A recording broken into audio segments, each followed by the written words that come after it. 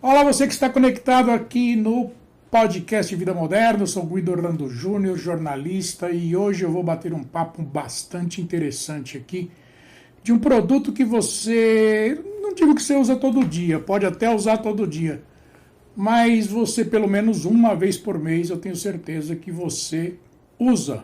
Vou conversar aqui com Elias Rogério da Silva, que ele é o presidente da Diebold Nixdorf aqui no Brasil. Tudo bem, Elias? Tudo bem, Guido. Prazer estar aqui com você. Tudo bom, tranquilo. Elias, vamos bater um papo aqui sobre ATM, ou seja, caixas eletrônicos, né? O popular caixa eletrônico. Elias, me diz uma coisa. Quanto tempo faz que você entrou nesse mercado? E a Diebold Nixdorf, ela tem quanto tempo aqui no Brasil? Bom, Guido, respondendo a tua primeira pergunta, eu estou nesse mercado há aproximadamente 18 anos. Tá. A Diebold Nixdorf, na realidade a Diebold veio para o Brasil em 1999, então já são aí 23 anos, né? Ela veio na época comprando a Procomp. Sim. E aí depois, mais recentemente, há 6 anos atrás, houve a aquisição da Nixdorf se transformando na Diebold Nixdorf. A Nixdorf é uma empresa o quê? Alemã, americana também? Alemã. A Diebold originalmente americana, isso. 165 anos de existência. Isso. Ela é do tempo das carruagens ainda, né? Exato, exato. E aí, por uma questão de consolidação de mercado, de volume e de footprint global, a empresa acabou adquirindo, há 6 anos atrás, a operação da Nixdorf. Entendi. Como é que está hoje esse mercado de ATM? Vocês, pelo que eu sei, são líderes aqui no Brasil desse mercado, né? Teve alguma mudança nesse mercado pré-pandemia e pós-pandemia, por exemplo? Já dá para falar em pós-pandemia? Sim, sim. Na verdade, a gente é líder do mercado. A empresa no mundo, ela depois da aquisição da Nixdorf, ela passou a ser a número 1 no mundo, com 33% de market share. Tá. Então, 1 em cada 3 ATMs ao redor do mundo é Diebold Nixdorf. Aqui no Brasil a gente tem uma posição ainda melhor, nós temos mais de 50% de share, então 1 de cada 2 é equipamento nosso. E com a pandemia só mostrou a importância e a relevância desse tipo de atendimento para continuidade. As agências fecharam durante a pandemia, mas os bancos não fecharam. Os canais digitais e os ATMs, ou os caixas eletrônicos, deram continuidade aos serviços bancários, que considerado serviço essencial para a população. Agora, eu sei que é uma verdadeira operação, chama operação complexa, né, de guerra, você dá manutenção nesses caixas eletrônicos todos no Brasil inteiro, né? O Brasil é um continente, né? Como é que é essa coisa de manutenção das máquinas? Porque a máquina não pode esperar, né, Elias? Dá um problema numa, você deve ter, quando eu digo você, é a empresa, né? Você já detecta isso, vocês devem ter um NOC, um painel enorme, que você fala, deu problema lá não sei aonde, precisa ver isso aí. Como é que é essa logística? Guido, excelente pergunta. É uma verdadeira operação de guerra. Como você disse, é um país com dimensões continentais. Nós cobrimos os 5.500 municípios ao redor do país, né? E atendemos aos grandes bancos que estão presentes em todos estes municípios, né? Então eu posso te exemplificar com 2 momentos, um momento mais lá atrás e um momento mais atual com as novas tecnologias, se você me permitir. Claro, não, por isso mesmo. Um momento mais lá atrás, Guido, era mais ou menos assim, tem um problema técnico, a máquina falhou, algum gerente de operação desse cliente nosso abria um ticket, esse ticket chegava até o nosso centro de operações, nós despachávamos um técnico que ia até o local, e chegava no local e ia fazer o diagnóstico na máquina. Sim. A lei de Murphy é infalível, chegava lá, a peça que precisava trocar ele não tinha com ele. Ele abria um segundo chamado, alguém levava uma peça para ele e ele reparava a máquina. Com isso, essa máquina poderia ficar fora de serviço por horas e horas a fio, eventualmente até por dias. Sim. Né? A gente introduziu uma nova tecnologia, isso já tem aí aproximadamente uns 2 anos, que a gente chama de All Connected Data Engine, que na realidade é uma tecnologia baseada em nuvem, com inteligência artificial, com internet das coisas, e esse novo mundo ele é diferente. Primeiro que ele já começa a ser um mundo preditivo. Sim. Então a gente consegue monitorar online, real time, o comportamento da máquina Sim. no seu dia a dia. E a gente consegue também gerenciar a vida útil dos componentes críticos da máquina. Então, por exemplo, uma leitora de cartão, vamos dizer, eu vou dar um número hipotético, que ela seja hábil para fazer 200 mil leituras antes que ela comece a apresentar a falha. Você tem a possibilidade de fazer um gerenciamento quando você chegar próximo ali a 90%, 95% da vida útil, independente dela ter apresentado falha, você vai lá e troca. Isso é um caso. É o mais desejado quando você está priorizando a disponibilidade. Que é que os bancos, os itens prioritários neste ambiente de autoatendimento é segurança e alta disponibilidade. Sim. E, obviamente, também a experiência do cliente. Claro. O segundo momento é assim, tá bom, Elias, você fez toda essa monitoração, mas mesmo assim é uma máquina eletromecânica e ela falhou. Aí o que acontece? Neste momento de falha, eu já sei o que falhou, por que falhou e que componente precisa ser trocado. Então, quando eu mando o meu técnico, ele já vai sabendo o que precisa ser reparado. Então, comparado com aquela intervenção anterior, que poderia ter levado 5, 6, 8 horas para a máquina voltar à atividade, neste novo modelo, e de repente até em menos de 1 hora, essa máquina já está reparada e operando. Então, é o uso da tecnologia para, obviamente, priorizar a disponibilidade do ambiente. Entendi. Agora, você falou em nuvem, IoT e tudo mais, isso me leva à segurança, né? Quer dizer, como é que é a segurança dessas máquinas e por que elas têm que ter tanta segurança? Elas sofrem ataques online também? Guido, o tema segurança é sempre um tema prioritário, né, nas agendas dos nossos clientes.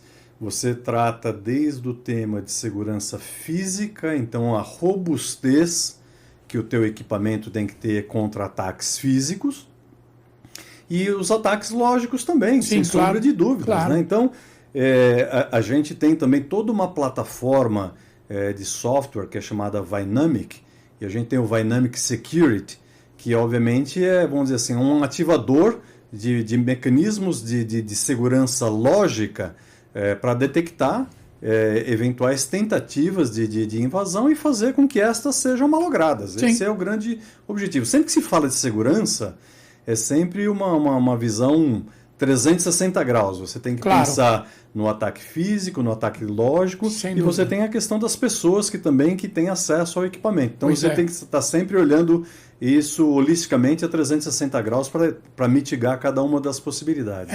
Eu já ouvi falar de fraude na própria máquina, né? De pessoas que fazem alguma coisa na máquina, alguma operação, enfiam alguma coisa, não sei o que é, e acaba tendo algum tipo de fraude ali, né? Quer dizer, tem que pensar em tudo isso também, né? Com certeza. Uma que era conhecida, tradicional, era o tal do card skimming, né? Quer dizer, a cópia do cartão se colocava uma face falsa colada na frente da máquina que fazia a captura dos dados do cartão. Do cartão, A nossa tecnologia, a tecnologia da Diebold Nixdorf, ela inclusive, se você tem alguma massa que não natural da máquina colada na máquina, ela identifica que tem um corpo estranho. Sim. E já dispara algum alarme de segurança dizendo, aqui potencialmente eu tenho um problema. Já vai para o NOC, né? Já vai para o NOC. O NOC é Network Operating Center, Sim. Né? Quer dizer, lá você tem... Centro de operações, exato. Centro de operações, exato, né? Exato. Centro de operações e gerenciamento de redes, né? Exatamente. É isso mesmo. Então, uma outra coisa que eu queria ver com você é que você falasse um pouco da Amazônia. Quer dizer, vocês têm um projeto, se não me engano, chama Aura, né? Iara, exatamente. Iara, que é uma grande operação ali na região da Amazônia também, né? Como é que é essa operação, Elias? Isso é bem bacana. A gente tem uma parceria de desenvolvimento tecnológico com a Universidade Estadual do Amazonas. Né?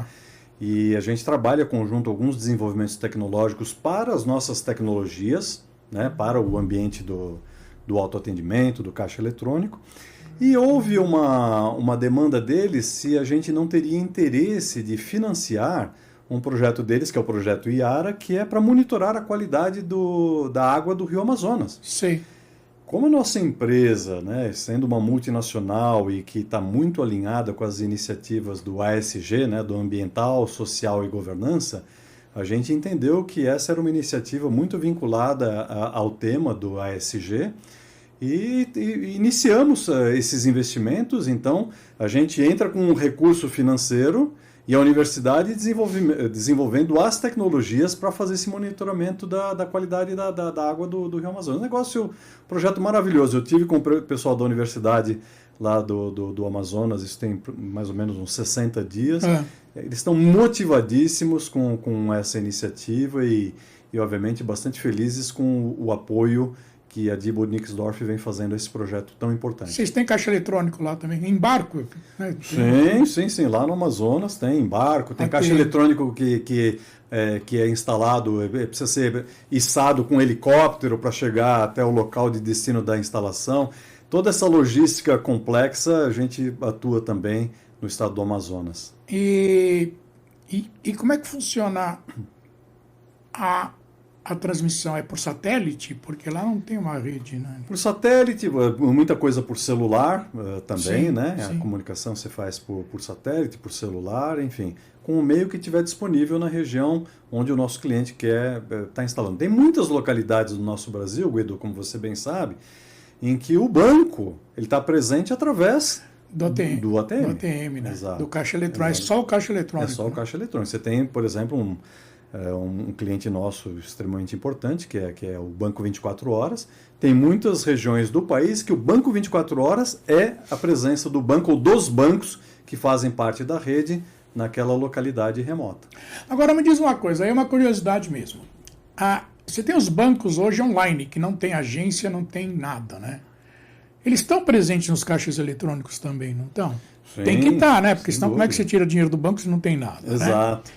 Quer dizer, como é que é isso? É desenvolvimento caso a caso? Existe um sistema já implantado para isso? Eu sei que esses bancos precisam entrar em acordo com o mercado bancário e tudo mais, né? Como é que funciona no caixa eletrônico isso, por exemplo? Então, o nosso posicionamento, Guido, a gente é o ponto de conexão do mundo do dinheiro físico com o mundo do dinheiro digital. Sim. Então, os bancos digitais, eles têm que ter também, em algum momento, Claro. esse ponto de tangibilização do dinheiro. Sim. É aí que a gente entra com as nossas soluções. Né? Tá. Então, eles têm que ser regulamentados, obviamente, Claro. pelo Banco Central e tudo mais. E nós somos um braço ali da viabilização desse contato do dinheiro digital com o dinheiro físico. Eu vou te dar um exemplo de coisas que a gente pode fazer e que a gente faz hoje. Imagina a seguinte situação, Guido. Você saiu, veio para o teu escritório trabalhar, como hoje, como você faz regularmente, e você lembrou que, poxa, hoje era o dia da feira, próximo da tua casa, e você esqueceu de deixar o dinheiro com a tua assistente em casa para fazer a feira. Tá. Você fala, caramba, o que eu faço, né? Hoje, com as nossas tecnologias, você consegue fazer assim. Você se conecta no seu internet banking, no seu escritório, Tá. você inicia uma transação e manda uma autorização para o celular da tua assistente para que ela tenha autorização para fazer um saque de R$300 para fazer a tua feira. Tá. Então veja só, é uma transação multicanal. Sim. Você começa pelo internet banking, você manda autorização para o celular e ela com um QR Code, ela vai no ATM e ela autoriza aquele QR Code para aquela única transação que Entendi. você autorizou e faz o saque dos R$300 da tua 300. conta e pega o dinheiro e vai e faz a feira que precisaria fazer. Esse é o mundo omnichannel ou Sim. multicanal em que a gente atua e temos tecnologias disponíveis para viabilizar esse tipo de transação. Então, aí você me deu um gancho que é o seguinte, você já me falou isso em outro bate-papo que a gente teve, mas eu não lembro. Clareia a minha memória aqui. Quanto circula no Brasil em pagamento em dinheiro mesmo? É um absurdo, né? Eu até trouxe minha cola aqui, Google, para trazer um número. E isso é um negócio interessante, porque tem as pessoas às vezes têm a sensação que o dinheiro vai acabar, ou que o dinheiro está acabando, e como é que fica isso para a nossa indústria. Né? O dinheiro vivo. O dinheiro acaba no bolso de todo mundo muito antes do fim do mês. Nós estamos falando do meio circulante, para falar o termo técnico. Exatamente. Trouxe um dado aqui, Guido, que é do Bacen. Se você pegar, vamos lá, vou pegar algumas datas para você, para criar o case aqui. 2015, tinha-se no Brasil 5,6 bilhões de cédulas em circulação. Não em valor, em quantidade de cédulas. E 23,5 bilhões de moedas. Isso em 2015. Em 2022, isso aqui em abril desse ano, 7,4 bilhões de cédulas em circulação, Mais de ou 50%. seja, 31% a mais do que tinha em 2015. 29 bilhões de moedas em circulação, ou seja, 23% a mais de moedas em circulação do que se tinha em 2015. Então, diferentemente do que a voz popular diz, que o dinheiro está acabando, que vai acabar Vai virar e dinheiro tudo de mais. plástico e tudo mais. Exato. Então, assim, é óbvio que a gente acompanha ao redor do mundo o que acontece. Se você tem as sociedades chamado Cashless Society, Sim. como, por exemplo, China e Índia, e você tem as Cash Societies, a Alemanha, Brasil é uma Cash Society, faz parte da nossa cultura, da cultura do Brasil. Mas é um percentual enorme, né? Sim, Pelo que sim, você me falou. sem sombra de dúvidas. Ó, para você ter uma ideia, tem uma pesquisa que foi feita recentemente pela Dom Cabral, em parceria com a Brinks, que eles chegaram lá ao resultado de que 54% dos brasileiros preferem fazer os seus pagamentos em dinheiro. Em dinheiro. 54%. Leva-se em consideração que 38,5% da sociedade brasileira é não bancarizado. Pois é. Se você vai para algumas geografias, por exemplo, no Nordeste, 47% do Nordeste é desbancarizado. Entendeu? Então você vê que a forma de giro da economia, e você atrelado a isso, você tem a economia informal. Então tem muito dinheiro em circulação, como é comprovado por esses números do Bacen aqui que eu acabei de te passar. Impressionante, né? E você sabe que também nos Estados Unidos deve ser cashless total, cara, porque... Não, cashless não, ao contrário, deve rodar uma quantidade enorme de dinheiro, porque nesses programas que eu vejo no Discovery, por exemplo, não sei se você vê também, é tipo aquele Trato Feito e uns outros de carro, os caras pagam tudo em dinheiro. Exato. Exato. Não, sem sombra de dúvida, o mercado americano também é um mercado que tem um volume... A Alemanha, né? Você falou que é. A Alemanha também é cash, Estados Unidos eu não tenho os números de cabeça aqui, mas tem uma circulação bastante grande. Aliás, os Estados Unidos é o mercado número 1 em termos de base instalada de máquinas de autoatendimento. Se eu não me engano, são mais de 300 mil ATMs. Aqui no Brasil nós somos o terceiro ou quarto do mundo com algo por volta de 180 mil máquinas ou caixas eletrônicas. Sim. Se não tiver esse número, não tem problema nenhum, mas qual é que é o volume de caixas eletrônicos aqui que é várias moedas, por exemplo? Tá? Para aeroporto é imprescindível, né? Essa coisa toda. Obviamente no interior não precisa, mas capitais, São Paulo, por exemplo. É um número considerável ou não? Isso varia de banco para banco, Guido. Tá. Eu não sei te precisar esse número, não tenho na cabeça, mas assim, cada banco, cada instituição financeira tem a sua estratégia de que localidades seria interessante disponibilizar múltiplas moedas. Do nosso lado, como provedor da tecnologia, a gente garante que a máquina possa trabalhar com diferentes moedas. Né? E aí a estratégia de cada banco, de quantas da sua rede está disponibilizando essa possibilidade. E aí pediu, está disponibilizado. Está disponibilizado. Né? É uma coisa configurável, tranquilo. Exato, né? Exato. O Pix teve algum impacto nos ATMs, nos caixas eletrônicos ou não? Eu diria para você, Guido, que eu acho que a pandemia ela trouxe, num primeiro momento, uma diminuição na quantidade de dinheiro em circulação. Eu estou falando na quantidade e não no valor, sim, porque mudou o comportamento. Então, vou usar o exemplo meu. Eu, assim, sempre gostei de ter, sei lá, 200, 300 reais no bolso. Sim. Quando entrou a pandemia que fecharam os bancos, os 200, 300 reais que eu fazia de saque semanal, eu aumentei isso para 500, para 800. Sim, para não ter porque que sair. Não ter que sair de novo, entendeu? Então assim, o ticket médio aumentou muito e obviamente, se aumentou o valor, você diminuiu a quantidade de moedas em circulação num primeiro momento, né? Mas assim, o que eu poderia dizer para vocês, isso é um dado também do Banco Central. Se você olhar nos últimos 10 anos o volume total de transações feitas pelos bancos, ele cresceu exponencialmente e muito direcionado pelos canais digitais. Quando você vem no mundo do caixa eletrônico, ele está praticamente o volume flat. A gente tem por volta de 10 bilhões de transações que são efetuadas todos os anos nos caixas eletrônicos. Esse volume tem praticamente se mantido estável, com uma pequena queda, se eu pudesse dizer dessa forma. Tá? O Pix e os canais digitais, eles são alternativas que estão disponíveis para todos, mas a gente sabe que o nosso país também tem a questão do acesso. Né? A gente não pode assumir os grandes centros, as grandes capitais, como representatividade desse país continental. Você tem muita gente que não tem acesso à tecnologia, tem muita gente que também não tem acesso à internet e nem tampouco ao celular. Né? Sem dúvida. Para a gente finalizar agora, eu sou jornalista há mais de 30 anos, eu adoro rádio, sempre adorei rádio. E desde criança que eu escuto, desde criança não, desde que chegou a televisão e depois a internet, né, que o rádio ia morrer. Né? O rádio vai morrer, não para, o rádio está fazendo 100 anos esse ano aqui.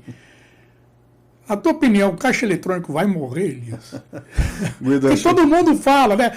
Caixa eletrônico, imagina, quem que vai querer ir caixa eletrônico?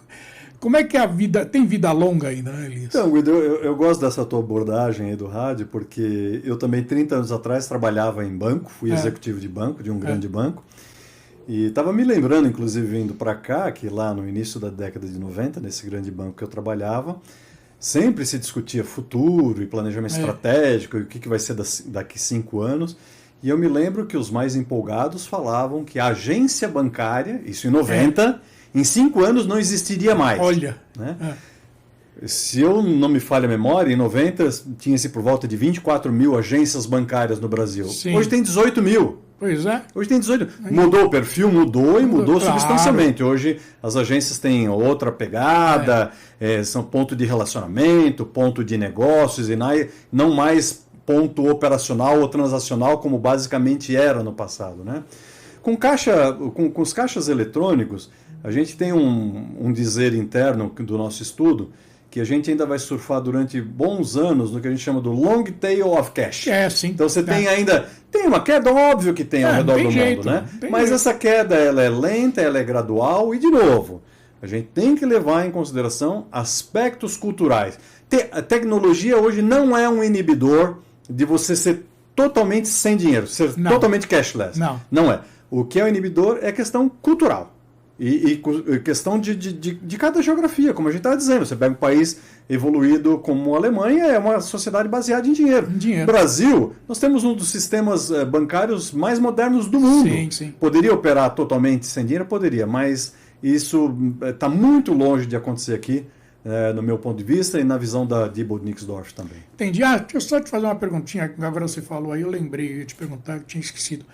Como é que foi a feira do CIAB lá? Que não é mais CIAB, né? Febrabantec. Como é que foi? Foi maravilhoso, Guido. Primeiro que depois de 3 anos sem o evento, a gente poder encontrar pessoalmente com as pessoas, foi fantástico. Foram mais de 25 mil pessoas que passaram pelo evento. O nosso stand teve cheio o tempo todo. A Diebold Nixdorf estava anunciando presencialmente o lançamento do DN Series, que é a nossa tecnologia mais moderna de automação bancária, e foi um verdadeiro show. Reencontrar as pessoas, poder mostrar o estado da arte da tecnologia que a Diebold Nixdorf tem, foi realmente encantador para nós. Ficamos muito felizes, viu, Guido? Que bom. Eu não pude ir porque esse ano aqui, porque eu estava no meio tinha muitas gravações aqui no estúdio, não deu para eu ir, e aí teve um evento que foi fora de São Paulo que eu tive que ir, que já estava agendado também, mas ouvi dizer que foi bem concorrido o negócio lá, né? Foi no Ibirapuera, inclusive. Sim, essa vez foi na Bienal, né? Exato, diferentemente dos outros anos, que era lá no Transamérica, foi na Bienal, foi um sucesso. Foi realmente um sucesso muito grande. Eu acho que Ibirapuera vai começar a ter bastante evento agora, porque privatizou, né? Exato. Os caras têm que usar o que está lá, Tem que usar, e tem uma estrutura bacana, realmente o evento foi um sucesso. Tá bom. Muito obrigado, Elias, por seu tempo comigo. Eu sei que a tua agenda é bastante concorrida, você, como sempre, bastante solícito. Deixou esses minutos para mim aqui. Muito obrigado, viu? Guido, é um prazer enorme estar contigo, falar com você, falar com os teus ouvintes também. Realmente é um prazer muito grande. Obrigado pelo convite. Imagina. E aqui é Guido Orlando Júnior, diretor de conteúdo do portal Vida Moderna, que você acessa em www.vidamoderna.com.br. Também no YouTube, que é youtube.com/Vida Moderna, e agora no Spotify, também em vídeo. Procura sempre por podcast Vida Moderna. Eu te vejo num próximo podcast aqui. Tchau!